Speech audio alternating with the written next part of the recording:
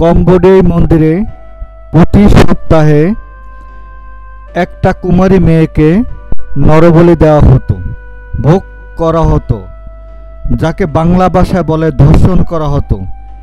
এই নিয়ম এখানে প্রচলন ছিল এখন থেকে 200 বছর আগের কাহিনী এটা।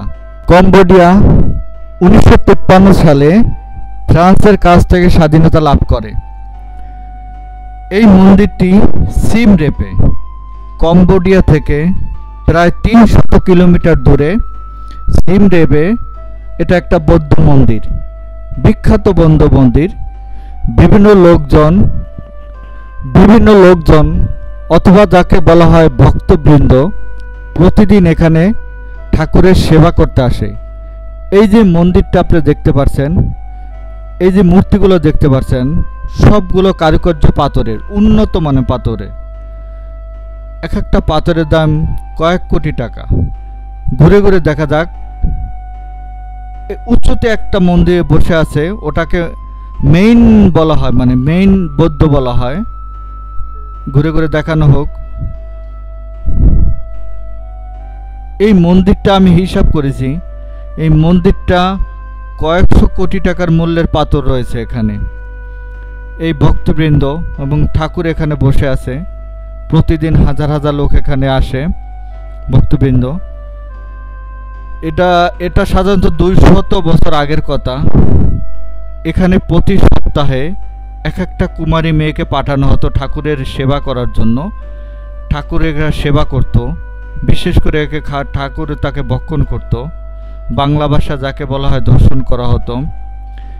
এই কুমারী মেয়েটাকে এই নরবলির পরে তারপরে হয়তো কাউকে কাছে বিয়ে দেওয়া হতো, মানে বিয়ের উপযুক্ত কোনো মেয়ে যদি হতো এই মন্দিরে এসে এক রাত রাখা লাগতো প্রতি সপ্তাহে, তারপরে তার বিয়ে হতো। বিয়ের পাত্র ঠিক হওয়ার পরে এই কাজটা করা হতো। ঠাকুর যারা ছিলেন তারা এই কাজটা করতেন, এই কুমারী মেয়েটাকে সারা রাত ভক্ষণ করতেন। এই নিকৃষ্ট প্রথা চালু ছিল এখন থেকে 200 বছর আগে। এখন হয়তো এসবগুলো হয় না। ঘুরে ঘুরে মন্দিরটা দেখানো হলো। বহু মূল্যবান পাথরের তৈরি এই মন্দিরগুলো।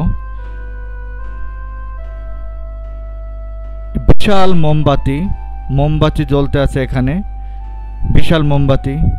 অনেক টাকা দান করে এখানে মানুষ, বৌদ্ধরা তাদের অনেক টাকা দান করে।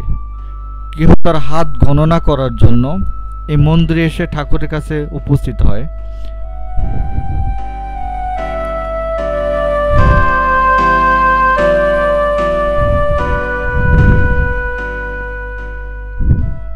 প্রতি বছর সরকার মন্দিরের জন্য শত কোটি টাকা বাজেট করে থাকেন। এটা একটা বিখ্যাত মন্দির সিম রেপের, কম্বোডিয়া থেকে 350 কিলোমিটার দূরে সিম রেপে একটা বিখ্যাত মন্দির।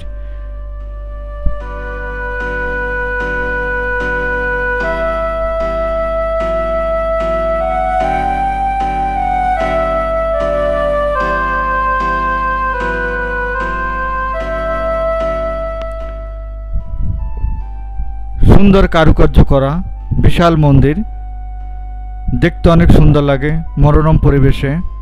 এখন একটু বাইরের দিকে যাওয়া হোক। বিশাল জায়গা নিয়ে এটা তৈরি।